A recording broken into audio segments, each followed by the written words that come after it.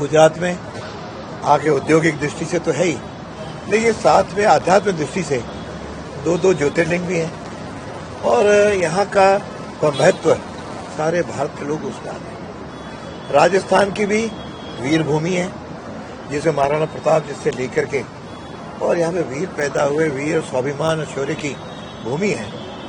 और गुजरात का हम सदैव इन्हें भी स्मरण करते हैं कि सरदार भाई पटेल, जिन्होंने देश की लगभग 537 से अधिक रियासतों को जोड़ करके इस भारत का नक्शे का निर्माण किया, और उसके बाद अभी वर्तमान में भी हमारे देश के यशस्वी प्रधानमंत्री नरेंद्र भाई मोदी और अमित शाह दोनों मिलकर के जिस तरह से देश का नेतृत्व कर रहे हैं, उसके लिए मैं उनका भी अभिनंदन करता हूं और गुजरात का भी अभिनंदन करता हूं। और राजस्थान के यहाँ पर मुझे जितनी जानकारी है, पूरे गुजरात में 50 लाख से अधिक इस समय राजस्थानी लोग वे गुजरात के विभिन्न स्थानों पर हैं, व्यवसाय से जुड़े हैं।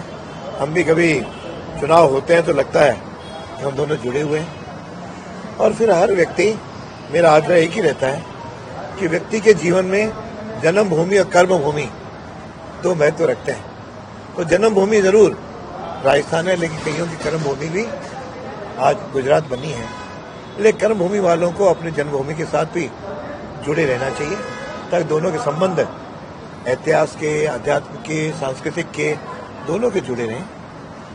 और वर्तमान में जो कुछ देश की परिस्थितियां बनी हैं, उसमें हमको गुजरात ने जो नेतृत्व प्रदान किया है और जिस तरह से देश का नाम आज विश्व के अंदर ऊंचा हुआ है, इसलिए निश्चित रूप से मैं माननीय मोदी जी और अमित भाई का बहुत बहुत अभिनंदन भी करता हूं और सम्मान भी करता हूं। सर, राजस्थानी लोग जो गुजरात में रहते हैं, उसके लिए आप क्या खास राजनीतिक तौर पर सामाजिक तौर पर? उसके लिए एक ही बात कहूंगा, अपने कर्म भूमि पे खूब कर्म करें, यहाँ की भूमि के प्रति भी अपना जो कर्तव्य है उसका भी निभाएं, लेकिन अपने जन्मभूमि को सदैव स्मरण रखें।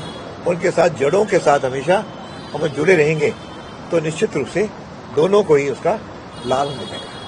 क्या का कार्यक्रम है आने वाले समय यहाँ पर गुजरात में? तो केवल आज 2 दिन था, तो नागेश्वर जी और सोमनाथ जी के दर्शन करने थे। सावन का महीना था तो लगा के दोनों के दर्शन कर जाऊं। वैसे मेरा तो गुजरात के साथ पारिवारिक संबंध भी है, मेरी दोनों बच्चियां गुजरात में ही उनका विवाह हुआ है, तो निश्चित रूप से गुजरात तो मेरा एक घर जैसे ही हो गया। और उसके बाद ये कार्यक्रम है और फिर शाम को मेरा यहाँ से वापस राजस्थान निकलने वाला हूँ।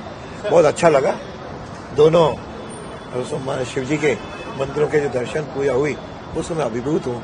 कल गिर के भी जो घूमना हुआ, वास्तव में शेर भी दिखे, लेपर्ड भी दिखे। मुझे लगता है एक बहुत बड़ा ये अच्छी भूमि है।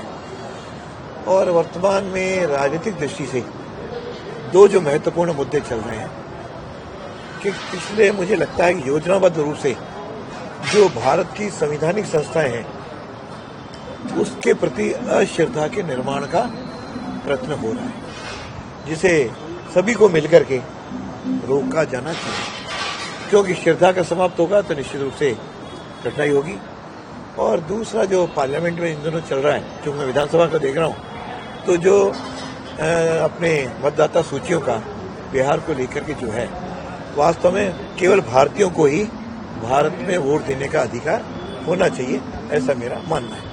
सर, आपने धार्मिक मंदिर की बात की, अभी अंबाजी का एक इंसिडेंट हुआ है, वहाँ पे जो गुंडागर्दी सामने आई है, वीडियो सामने आ रहा है। मेरा पूरी जानकारी नहीं है, लेकिन धार्मिक स्थानों पर कानून व्यवस्था बनी रहे और सब लोग उसका सम्मान करते हुए व्यवस्थाएं सुचारू सरकार कर भी रही होगी, लेकिन और इसको व्यवस्थित करना चाहिए।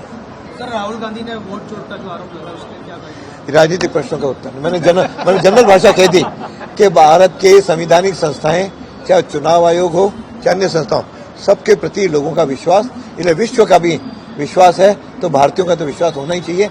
इसमें किसी तरह की राजनीति नहीं होनी चाहिए।